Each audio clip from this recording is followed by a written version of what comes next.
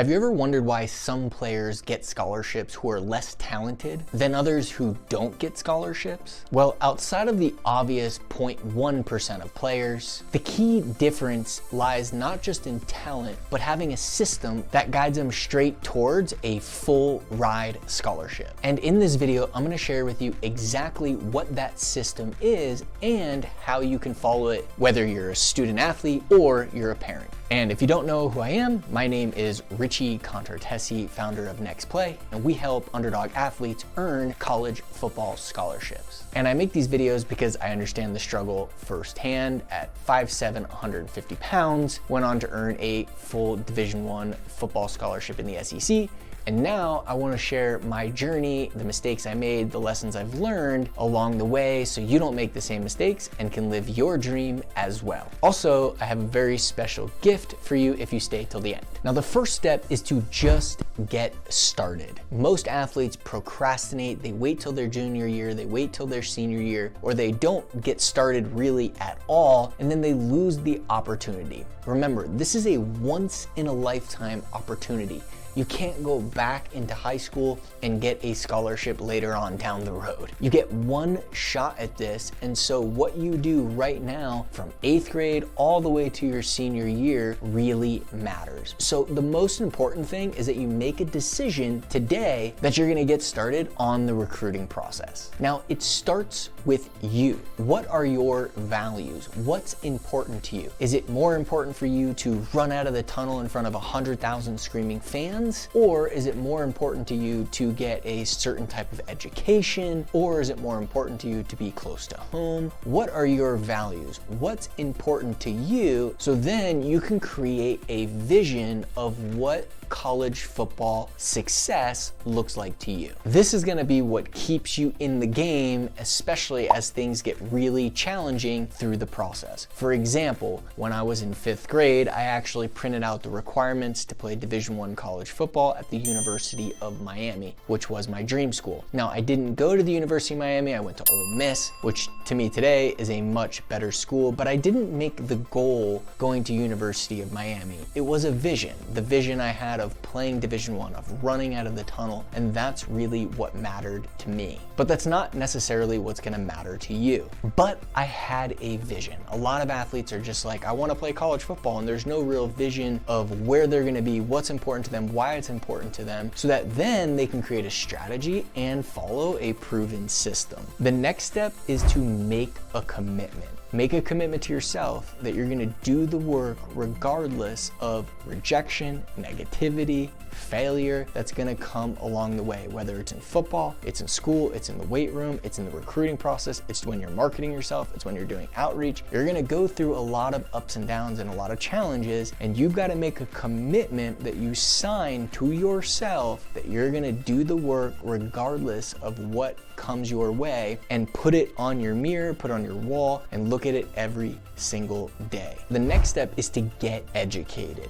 Most athletes aren't educated on the entire recruiting process from step number 1 to step number 500. Obviously, you're watching this video because it matters to you, but going through education and understanding all the NCAA rules, the entire process, what you can and can't do, all of this will allow you to not make mistakes. So make sure that you are highly educated on the entire process. I'll link a training below this video for you that walks through the entire process step by step. Everything you'll need to know to make sure you're highly educated on the entire process. The next step is to follow a proven system. Just like in anything else that you do, you can do it your own way, or you can follow the directions step by step. I don't know about you, but I'm a big fan of finding people who have already done what I want to do and do exactly what they did in order to get the same result. So instead of just following a bunch of different things you see online, it's important that you find an actual system, an actual process that's step by step that you can just follow, knowing the rules, knowing the vision that you have in order to get to the end result.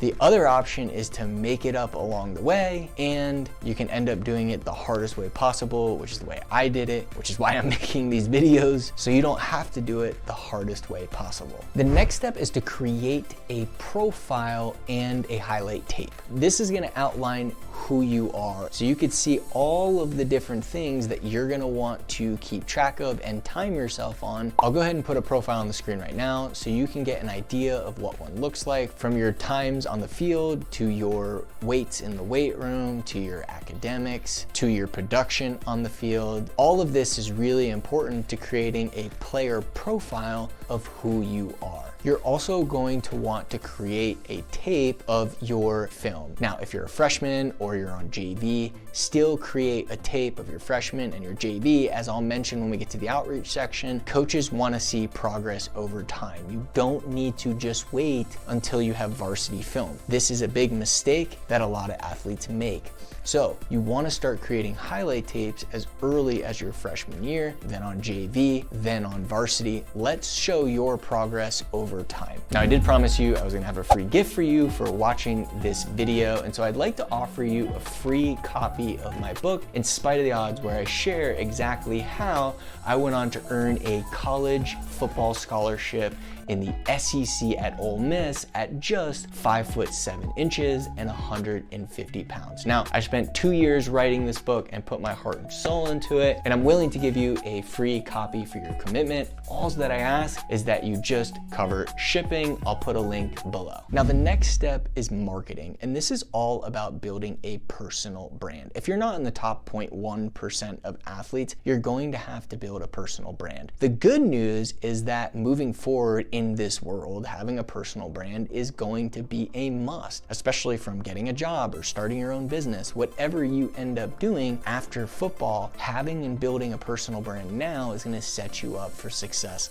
later. And so that includes posting every day. Things like, obviously, your highlights from practice, your highlights from the game, posting the food that you're eating, posting things that are going on in your life around football, posting you in the weight room. These are all simple things that you can post in order to begin building your personal brand. The big mistake athletes make here is thinking that they need to go viral on Twitter or they need to go viral on Instagram, and the odds of that happening are low. What's more important is that you build a personal brand over time. You post consistently every day, and then eventually, yeah, one may go viral, or when you follow the next step, which is outreach, coaches will then go to your social media to go and look and see who you are, and they'll be able to see, this is what he's like at home, this is what he's like in the weight room, this is what he's like in his highlight film, this is what the food that he eats, this is his commitment to the game. All of these things matter, and so marketing who you are by posting is so important. And the last step is outreach. Now, this really depends on where you are in the process. If you're an 8th, 9th, or 10th grader, then your outreach is going to be purely about